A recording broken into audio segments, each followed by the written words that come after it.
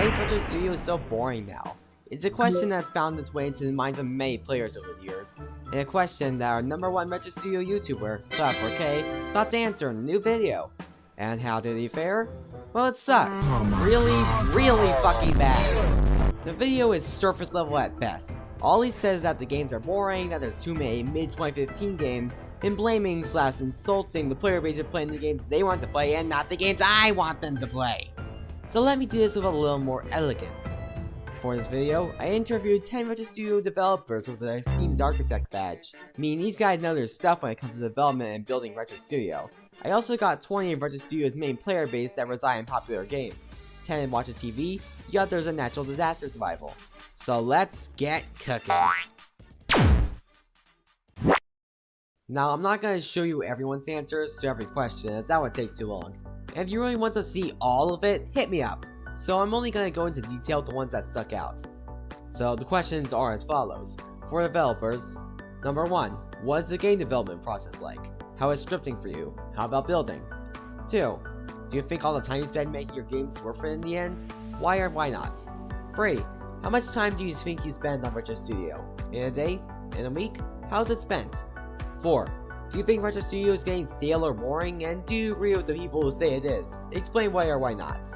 5, why do you think a lot of people only play the same few RetroStudio games? 6, what do you think the devs could do to fix people's complaints about the games page being stale? 7, are you satisfied with the updates that are being churned out at this time? Do you think the developers have the right priorities with updates? For players, it's mostly the same, but question 1 instead asks, what's your expertise level with making games? Do you make games at all? Question 2 is the third one from before. Question 3 is, how long have you been playing RetroStudio for? Days? Months? Years? And there's an 8th question that asks, why do you spend so much time playing X? X being the game they were playing, of course. We'll get all the evidence before pointing out some trends and deducting why people actually think RetroStudio is getting stale. Firstly, the developers by far had the most to say, most likely because they were not limited by a chat filter and can use Discord. This meant they could show a different perspective than most players and provide deeper answers. For one, they show off some insight into how games are made. My first interviewee, How5555, gave a detailed explanation as to how his game, Bloxman Tournament, went from a concept to a full game. He found his inspiration in the Mega Man franchise, seeking to make a game that has its gameplay in a round-based system. He made a test version with a little to it, but eventually cleaned things up, placed assets, and began working on his first map. Over the good part of a year, he would continue to update it and improve on his game. As for the others, their responses weren't as long, but still provided some insight. For Roblox Planet 6, creator of rock mining, he stated that he wouldn't go into the latest version of his games and look for bugs, while also thinking of new ideas. Then heading back into the studio to clean the bugs up. He laments that the simplistic code of RetroStudio has a lot of bugs, and that scripting is harder due to not having the same amount of blocks or scripting capabilities as the regular studio. Kinda Cold, creator of, whoa, a lot of games, says the process is time-consuming but rewarding. It's just difficult to keep motivation. As such, much of his projects get abandoned halfway through development. Nobinet, creator of Retro Bomb Survival and a few others, said scripting can go from annoying to manageable, especially with the math blocks as they can clutter things up, and then mostly scripts out of boredom. Skeleta, or Aimbot Sniper 1011, who I don't know what he made, states game development was simple enough as he didn't know much Lua, and that scripting was a fun challenge. He also states building was nice, and that he was inspired by other people's creations in video games in general. As for the rest, Neeper, maker of Build to Survive the Zombies, states it's not as limiting as he would expect, it's save for a few conveniences like objects or tools, and in general performance issues with block coding. Bacon with Shades, or Rikiko, maker of the original competitor, states it takes some time, effort, and dedication. Ewan303, maker of Umber Howl's Revenge, states it's pretty easy to do block coding. Mythstars, creator of Free Home, states he has little experience with scripting and often uses free models or asks for help, but has more experience with building. Millennium, or VioStar7, creator of a remake of Zombie Tower, states he's more experienced with block coding as he spent most of his time scripting for Zombie Tower. For question 2, How5555 states it's worth it, not just to make one, but also learning how you can improve the game itself. He got his idea and over a year made it more and more complex. Neeper states it is, but only because his games are appealing, without it he wouldn't develop. That it's a shame bad games overshadow good ones, as how else do you bring new things to the table? All you can really do is make a game with a lot of replay value, that is, if you want to succeed. 3 out of the remaining 8 thought it was worth it, 2 either didn't think about it or say it depends on the person, and the last 3 thought it wasn't. For question 3, for the first part, the average time was 5 hours a day, however that's only because only 3 people gave me numbers to work with. Most of the time spent was, as you can guess, making games. So it's pretty safe to say most developers are less connected playing games than the average player. Now, question 4, this is the big one. How 5555 once again comes out with the big answers, saying that people don't make games because it's hard for them, and plus, people get toxic about what they think are bad games. Wrapping it up with, RetroStudio is very good, but the community needs to stop from the toxicity about low effort games because it demotivates new developers from trying out fear of not being good enough. Kinda cold, says he doesn't think so, but that you can understand why people would feel that way, as the front page doesn't change much, and that if he was a regular player, he would have quit a while ago. Niebuhr states that for normal players, the content is not enough. You have to be a dev to enjoy it in the long run, as talent is recognized instantly. But if it's a one-off surprise instead of something replayable, it won't be recognized for long. E1303 says it's more just oversaturation, as you're bound to get tired of something if it's overused. The rest are mostly split down the middle, not having the same perspective of the average player, and maybe even liking the front page, but understanding why it could be boring for some.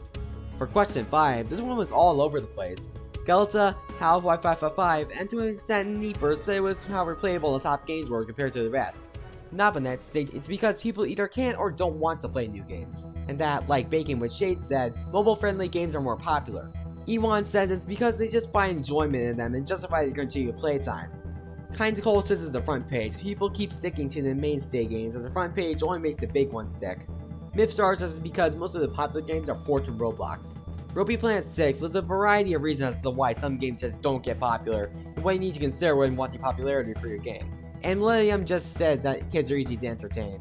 Question 6. Most either didn't know much could be done or suggested things to add or change to the games page, like the genre filter, more sorting and discoverability options, having the games page come in rows like regular Roblox, or make lower graded games not appear as much on the front page. How 5555 and E1303 said there's no way to really fix it, as RetroStudio is community driven and that this whole issue is more of a community problem. As for question 7, most were indifferent as they weren't playing much anymore or weren't as satisfied.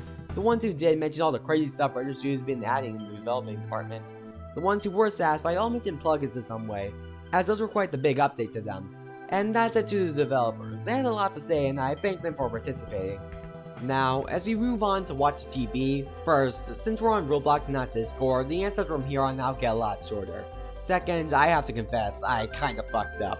The questions I asked were, let's just say, not specific enough when I was asking them, and really that I correct people for their interpretation of the question. Like, when I would ask, do you make games at all? I didn't put anything involving RetroStudio, so to many it was me asking if they made video games in general rather than retro games.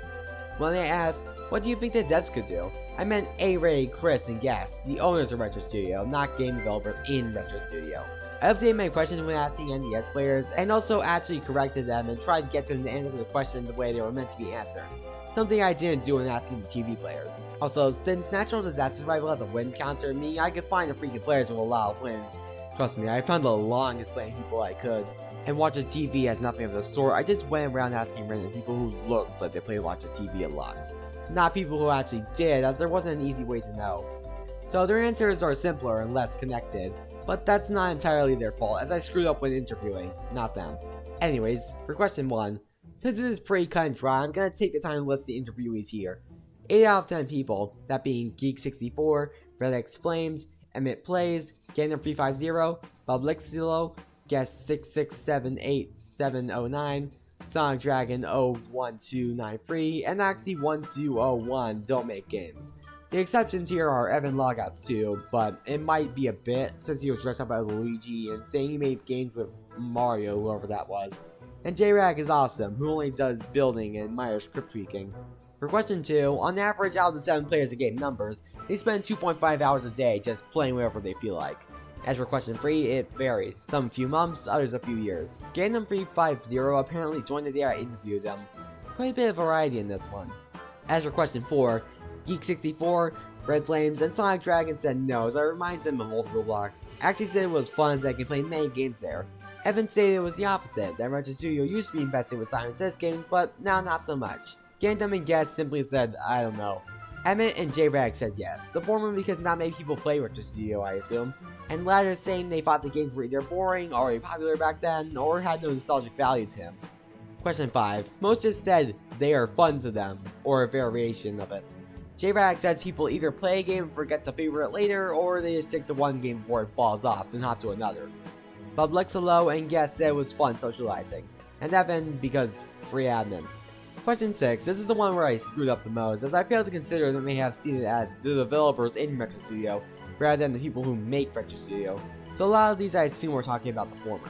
Sonic Dragon says they should listen to the community. Bob Blexelo says they should add more pages and mini games for Retrobucks. Evan said something similar, being please donate games to give real Retrobucks. J-Rag suggested adding advertising for your game, and Red Flame said to make the pages bigger. For question 7, 8 out of 10 said they're satisfied, and J-Rag said that a regular user probably would not be satisfied. And lastly, why do they play so much Watch a TV? For Roxy, it's because they wanted to get the backwards badge. Guess just to burn time. Evan and Geek because it's like watching a real TV in Roblox. I assume they didn't make it so easy. Bob because it's fun. J-Rag was just bored and liked to socialize. Emmett to see what's going on that day and what people are doing. Gandam again for fun, and Brett because it's a versatile game that lets you roleplay and do basically whatever. Now finally we can move on to NDS, because I got 10 people who were all at the top of the leaderboard when I was playing, with some with double digits, some with triple, hell even interviewed a guy with almost 3,000 wins at the time. So these people are clearly at the top of their league and want to know why they're doing what they do. Also I gotta note that says to remind people that Windows 8 is good. It's from Herbie55, so yeah, Windows 8 is good. For question 1, 5 out of 10 actually have some experience from making games for RetroStudio. There's also Ahmed who makes games outside RetroStudio. For question 2, the average was around 2.3 hours a day out of 7 people who gave numbers, but only because apparently Sticky Fingers keyboard is a massive sweat. As for how it's spent, Diego112912 said it was to feel nostalgic. For Lara 11 Croft, it was 50-50 playing and building games. Herbie55 plays mini games and hobbies. For Toasted 67866, disaster games. For Magnum Dawn, basically anything but especially NDS. For Ahmed Bawarif, NDS or watching TV. The happiest guy ever playing games and going on the catalog. And lastly, Sticky plays a few games a day. JHE-Care4 and Geo Connoisseur didn't give specifics. Question 3, most played for a year, and a few for even free. Question 4, some of the same reasons as with Watch TV, but Lara says events have been poor quality as of late, or just late in general, and that good games rarely get featured. Herbie states the front pages always look the same, and that the popular games are always popular, only briefly dropping off. JHE says he agrees, as people have been using RetroStudio to make modern games, and the front page never shifts. You get the idea. For question 5, once again a few of the same reasons, but Magnum states Robloxians suffer from high round mentality, and will play anything that has a bunch of people in it. She just states a lot of games are copies or low effort, so people stick to a few good ones. And Sticky says because those games tend to be the most updated. Question 6. Sticky says to listen to the players' complaints. Other than that, a good 3 or 4 people said stuff about featuring more games or updating the games page in a way. However, Magnum had a take that stuck out, saying that he wasn't sure about the owners, but the people making games would have to keep up, which is a lot to ask, as updating games takes time and energy, and we're growing up and can't spend as much time playing games nowadays. For question 7, Laura says no, as updates feel few and far between, and that developers would do stuff like feature or game every day to spice it up. The happiest guy ever says that not much has been added besides gears and game passes, so no, he feels like there should be more. Other than those few, most people said they were satisfied. Lastly, question 8, why play NDS so much? Well, Diego and Lara have been playing for a while, the former on the regular platform and latter on Retro, so they have a bit of connection to it. Herbie says it's just fun to talk with others and that the game has a lot of replay value. JHE says they don't actually play it that much, they just like to talk to others and people playing also like to socialize. Magnum states it's because it's peaceful and satisfies his boredom, even saying that he doesn't really think while playing it.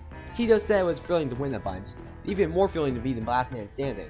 The happiest guy ever says it's because it's a 100% accurate Roblox board, and Sticky said it's just very replayable. And with that, we're finally done with all the evidence. So time to put this stuff to test and throw my hat into the ring as to not only why these developers and players spend so much time doing what they do, but also why people think RetroStudio is getting boring. Now, I can't really explain to you why developers are so devoted to their craft, as I cannot script to save my life.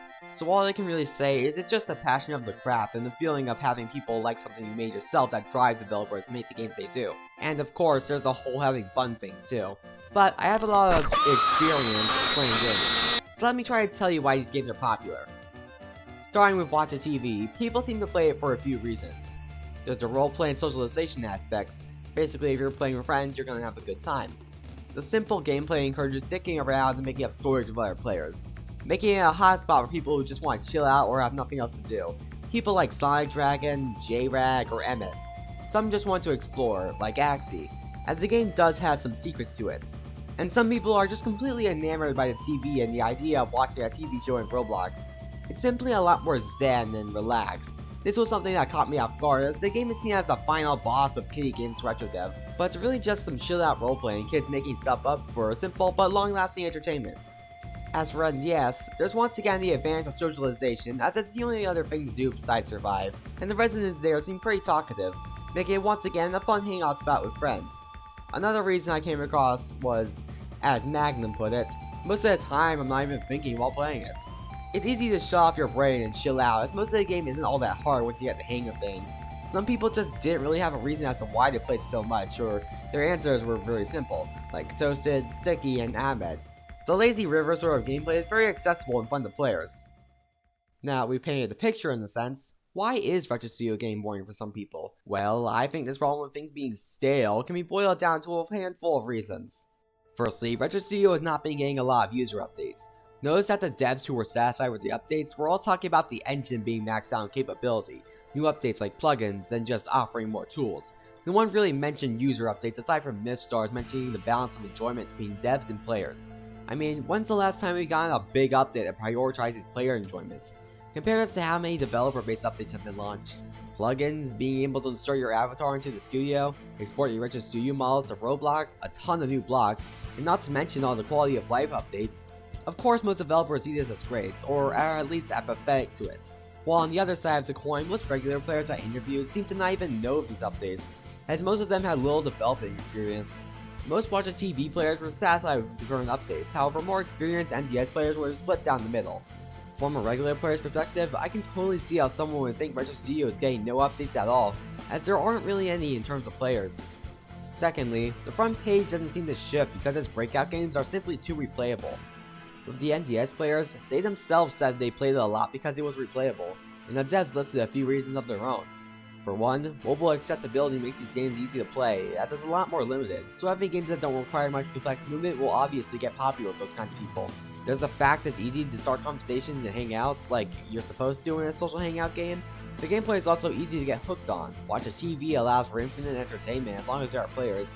People can hang out with friends and roleplay without any threats. And in NDS, racking up wins is not hard, and the gameplay loop is simply addicting for many players. Notice how a lot of the front page games are round-based games, or games with a steady and easy to get hooked on gameplay loop.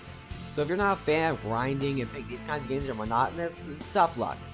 Contrast this with most of the high-quality games, one-off adventures with a few badges, or showcase games that provide little entertainment or are pure spectacle, or just low-quality games that don't have a lot to do. No shade to these devs, but it's just better in the long run to make a round-based game like the previously mentioned NDS or a roleplay game like Watch TV, than something that provides an hour or two of gameplay at most. Might I add that replayable and recognizable games are easier to get to the front page, as it's not all that hard to find the game you played last night. New games are mysterious, so you gotta grind all over again. See for yourself if the game is complex, trust in the developer to win you over, and be yourself a little bored of what you got. Why do that when you can play the game you already know and enjoy? And since most games are multiplayer, if the one other person you're with leaves, then the game will not only be lower on the games page, but it will drive other potential players away, as they will have to deal with having next to no one to play with. There's just more fun to be had with the chaos of playing with a lot of players. It's a sort of hive mind mentality, as Magnum put it. Thirdly, this one sort of fits in with the previous reason, but game development takes a lot of time and persistence on the part of the people making the games. As Hal 5555 put it, you spend a long time learning the skills of scripting and building, getting an idea, building a simple concept from it, and expanding upon it until it's ready to go. The creators of these games are still people, as such you're not going to have your best interest in mind all the time. Most people just make whatever games they want, not what they think will benefit RetroStudio. Contrast this with the low quality games like Watch TV. Literally the only scripting I can think of here is a free model teleporting brick. The trash of RetroStudio is easy to make, and there's clearly a market for it, so it's going to keep happening. Especially since it's not like the pro developers are going to be able to keep up with them. While you can certainly point out any game flaws and list your grievances, it's important to understand that developers are making these out passionate and for fun, and not a duty to keep the bar high, because that goes against the very idea of doing something out of purely passion for creating. And lastly, no matter how you slice it, RetroStudio will eventually become boring to you. This game has gone through a lot, but it's mostly kept the same kinds of games and like for its history. And a lot of people in it only play the same few games instead of searching for something new because it's easier that way. So after days and weeks and months of seeing the same crap over and over again, you can expect it to get boring. I first started getting bored a few months ago, sometime before or after getting 1,000 total hours on RetroStudio. After all that time with such a small pool of content, of course it would get boring for me. Our favorite things are eventually going to get boring for us too. And it's not that kids or developers fought for this, they're just playing the game how they want to play it. Now, take everything I've said with a grain of salt. This is just me applying my anecdotes from players and potential reasons. Not everything I say is 100% correct here. There may be many things I'm missing, but it was worth a try. So, how do we fix this? Well, we can't! Real talk here, I don't think there's much that devs could do to fix the front page, because the front page is entirely decided by the player base as a collective, and they decide year after year to play what they want. Adding a bunch of crap to the game that clears things up and adds unnecessary complexity isn't gonna make it better. I know this can't really be fixed, at least not very easily, because I was there to try to tell the devs to do it myself. I remember when me and my extension to RetroDev community thought the feature tab was going to make people see the new good games. I remember when we thought Game Passes were going to keep people playing the good games by giving us more content. I remember when people thought the voting system would drown out all the non-premium quality games. And I vividly remember being hyped and others chanting that block coding would kick all the bad games out of RetroStudio, and that everyone would be too excited to play what I wanted them to play, I mean the good games, that want to go back to bad ones. None of it worked, because you can change as much as you like about RetroStudio, but you can't shake off the community. Unless you would like A-Ray to go bankrupt, that is. Really, I have no idea on what the devs could do to make the front page better, and I don't think they do either, because they probably would have done something by now. All I want to say to them is just, as many as my interviewees said, listen to the player base and do more stuff with them. Listen to what we have to say and take criticism in to make things more fun. What those fun things are, well, that's for the community to decide. As long as the devs can simply interact more with the community, like with contests or adding new old Roblox features or whatever else would add a bit more spice to the formula, I'm happy. But what about you, the player? What can you do about RetroStudio becoming stale or boring? It's actually quite simple. Take a break. The longer you stay away from something you like, the more it fades in your head and the fresher it'll be when you come back to it. If you've been spending hundreds or even more than 1,000 hours in this game over the years, like I assume the majority of people getting tired of RetroStudio have, then you've just gotten bored of it. Go play sports in the backyard. Take a vacation to a different Roblox game you're a little hesitant to try. Go play a non-Roblox game that actually has any value to it. Try out more stuff like drawing and the like. Anything to stay away from your favorite game. When you come back to it, you'll find a new sense of appreciation for it and the stuff you grew attached to in the first place. Well, that's my thoughts on this whole topic. I much appreciate you vomiting all your spare thoughts in the comment section, as it gets the conversation going and gets me more street cred in the eyes of the algorithm. That'll be all today. I'll be patiently waiting for you the next time we jump into the spiral zone.